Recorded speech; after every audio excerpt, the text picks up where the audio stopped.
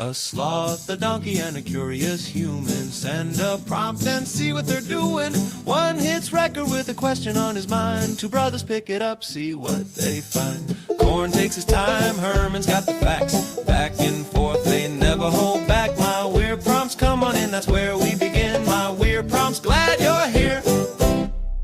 This episode was generated using artificial intelligence. Please verify facts. You know, Corn, this whole show runs on GPU compute, and we wouldn't be here without Modal. Seriously. And that's what powers all our text-to-speech. Everything you're hearing right now. They're an AI infrastructure platform. Developers use them to run GPU workloads in the cloud with zero infrastructure headaches. If you're building anything with AI, check them out. Modal.com. Welcome to my weird prompts. It is April 3rd, 2026, and we are looking at a significant development in the ongoing conflict in the Middle East.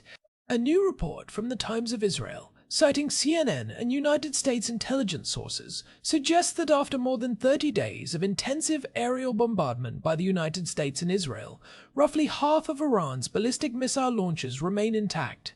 This stands in contrast to earlier, more optimistic assessments coming out of Jerusalem. Herman, can you walk us through the specifics of this intelligence gap and what it actually means for the tactical situation on the ground? Thanks, Corn. This is a classic example of what military analysts call battle damage assessment, or BDA. The core of the report is that while Israel previously estimated they had neutralized 60% of Iran's roughly 470 ballistic missile launchers, United States intelligence is taking a more conservative view. They are seeing about 50% still functional or at least structurally intact. The discrepancy really comes down to about 80 launchers. Israel considers these disabled because they struck the tunnel entrances to the subterranean facilities where they are stored, effectively burying them under rubble. The United States, however, classifies these as intact but inaccessible.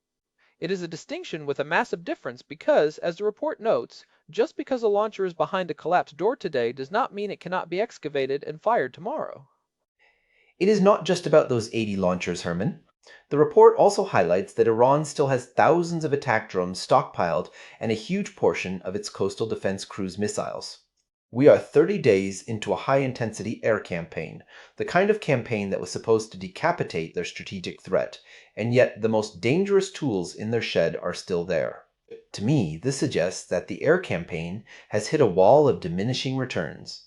We are essentially playing a very expensive game of whack-a-mole, where the moles are hiding in mountain-sized bunkers that we cannot actually reach.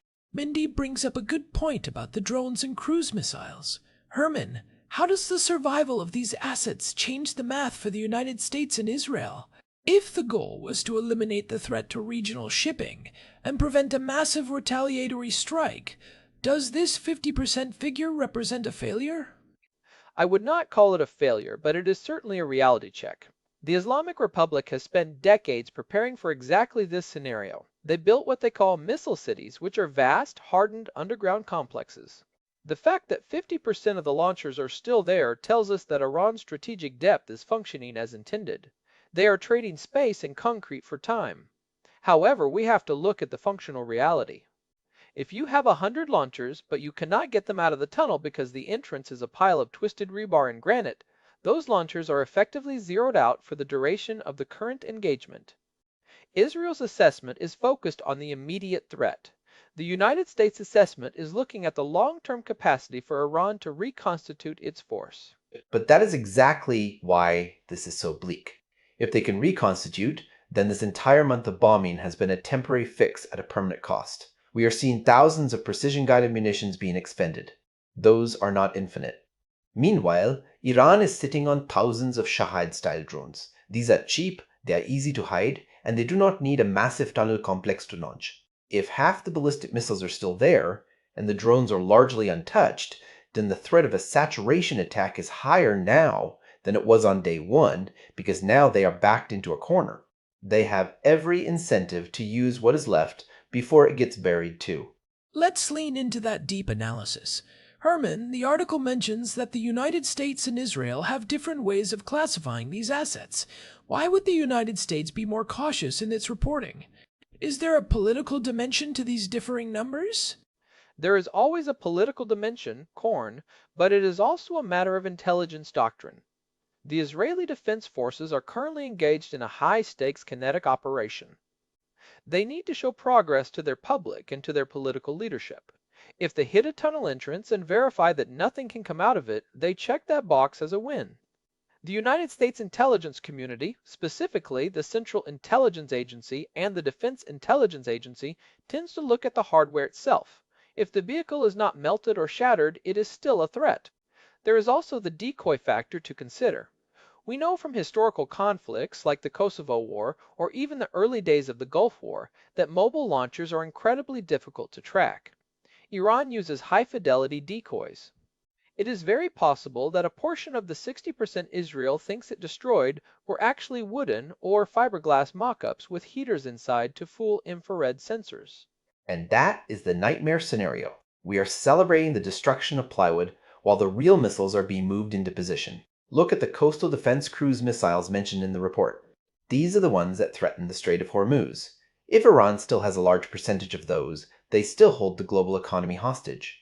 One well-placed cruise missile can shut down 20% of the world's oil transit. After a month of bombing, if we haven't secured the strait, what have we actually achieved? We have just made them more desperate to pull the trigger on the global economy.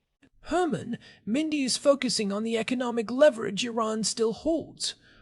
Does the intelligence support the idea that they are holding these back for a specific moment, or are they just harder to find than the ballistic missiles? Cruise missiles are much smaller and more mobile. You can fire a Noor or a Kater cruise missile from the back of a standard-looking commercial truck. Ballistic missiles, especially the medium-range ones like the Shahab 3 or the Khaibar Shekin, require much larger, more specialized transporter erector launchers or TELs. Those are easier to spot from a satellite. The cruise missiles and the drones are the asymmetric part of the equation. They are the needles in the haystack. The fact that they are still largely intact tells me that Iran is practicing strategic patience. They are absorbing the hits on their fixed infrastructure while keeping their mobile, retaliatory assets in reserve. It is a classic second strike capability. It is more than just second strike. It is a trap. They want the United States and Israel to think they are winning so that we continue to funnel resources into an air campaign that cannot finish the job. Eventually, the international pressure for a ceasefire becomes overwhelming, or the munitions stocks run low, and that is when Iran launches the 1,000-drone swarm. We have seen how these swarms can overwhelm even the best air defense systems through sheer volume. If you have 200 ballistic launchers left and 3,000 drones, you can saturate any defense grid on the planet.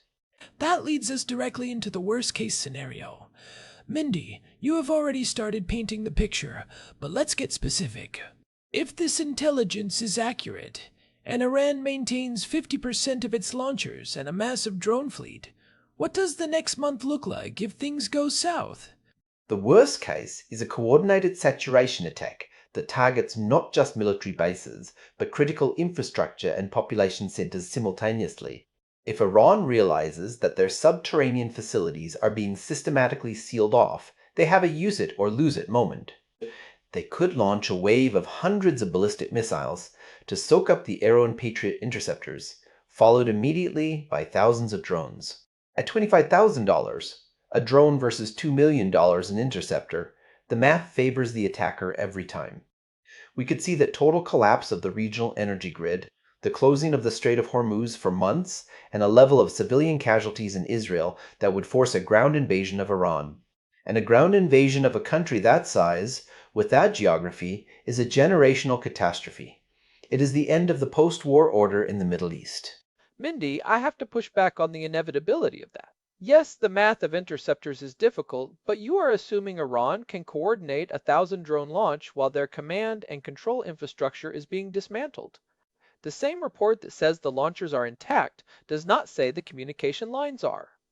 If the generals in Tehran cannot talk to the battery commanders in the mountains, those 200 launchers are just expensive lawn ornaments. Furthermore, the United States has been increasing its presence in the region specifically to provide the sensor fusion needed to track these swarms. It is not just about the number of missiles, it is about the ability to launch them in a meaningful way. But Herman, they don't need perfect coordination. They just need chaos. If they have pre-delegated launch authority to local commanders in the event of a communications blackout, which is a standard part of their doctrine, then the lack of a central command actually makes them more dangerous, not less. It becomes a decentralized, vengeful response. And let's talk about the rubble. The report says 80 launchers are buried. Do we really think the Iranian Revolutionary Guard Corps doesn't have engineering battalions ready to dig them out? They have been building these tunnels for 40 years. They know how to clear a cave-in. Corn here, trying to find the middle ground. Herman, how long would it take to actually excavate those buried launches? Is that a matter of hours or weeks? It depends on the scale of the strike. If the Israeli Air Force used bunker busters to collapse the entire mountain face, you are talking about weeks or months of heavy engineering. But if they just cratered the road or the immediate portal, it could be a matter of days. This is why the Israeli assessment claims those 80 are non-operational. In a fast-moving war, being out for 3 days is the same as being gone forever.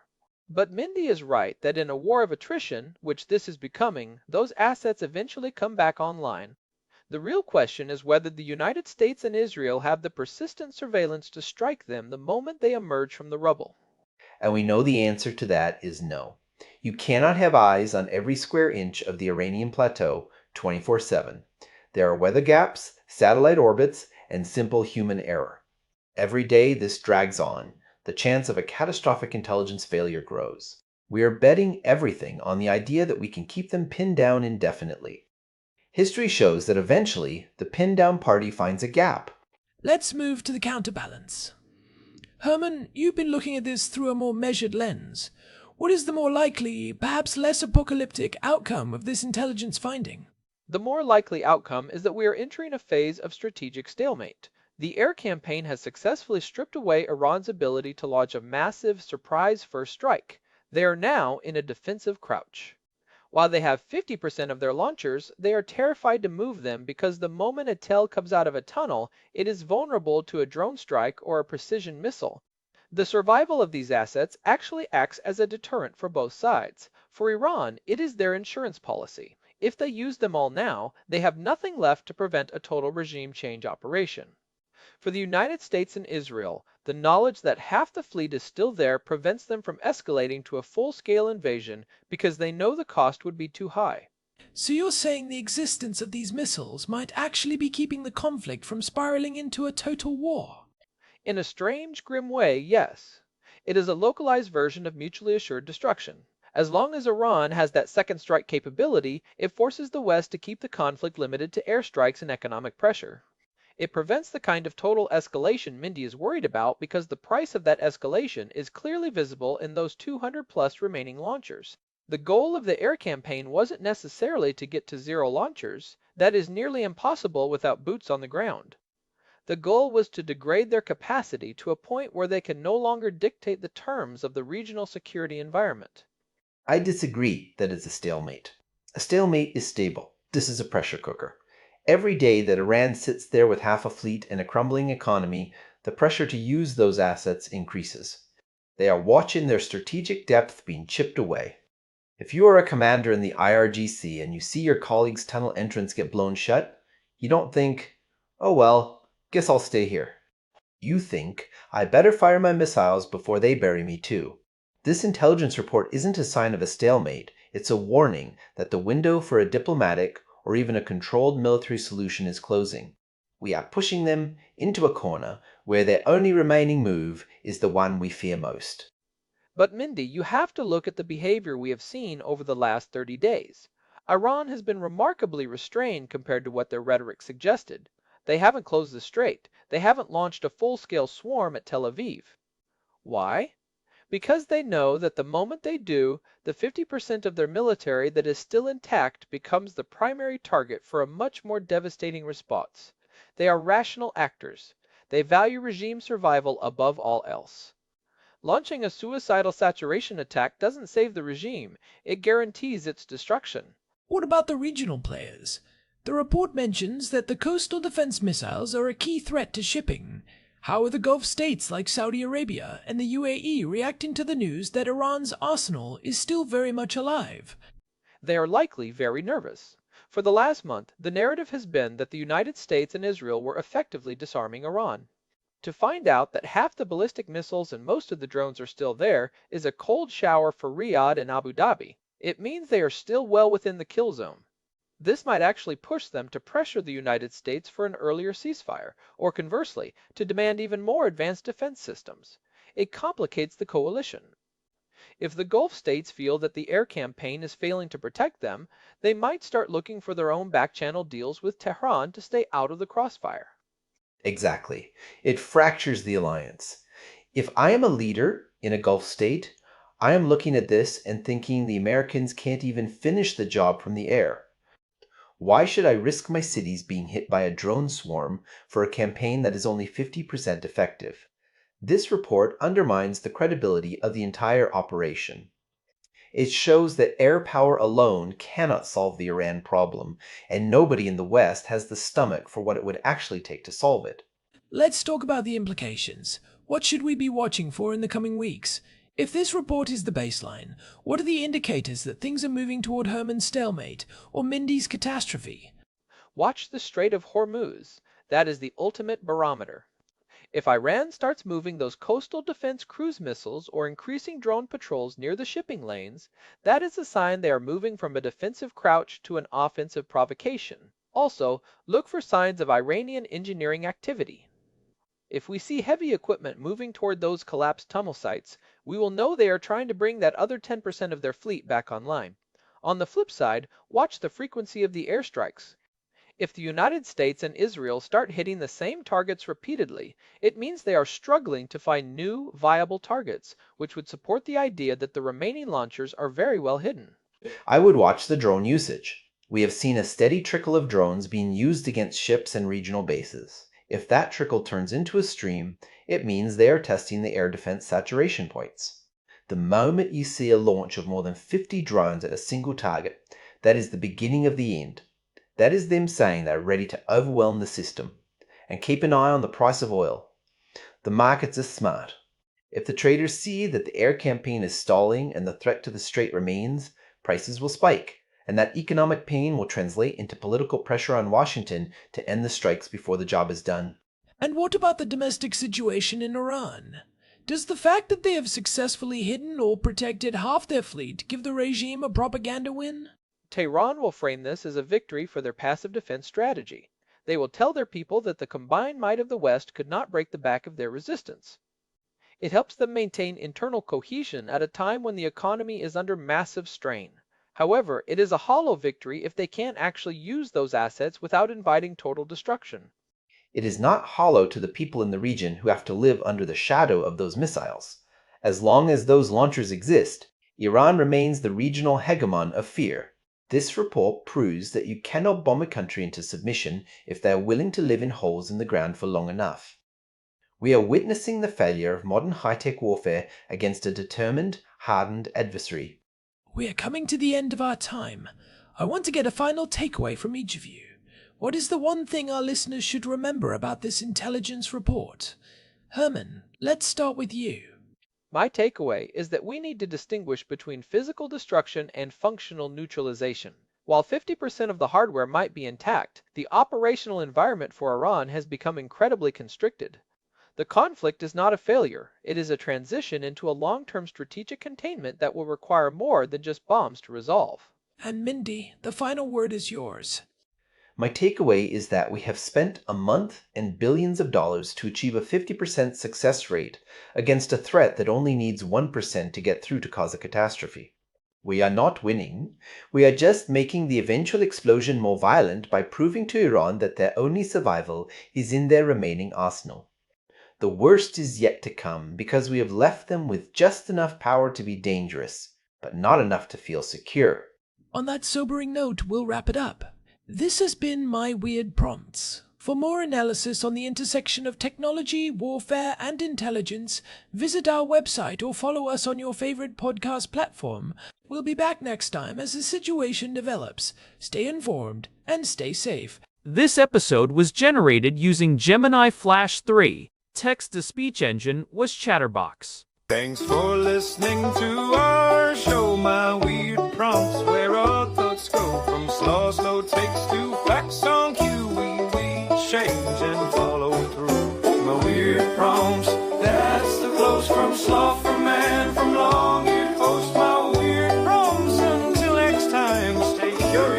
keep we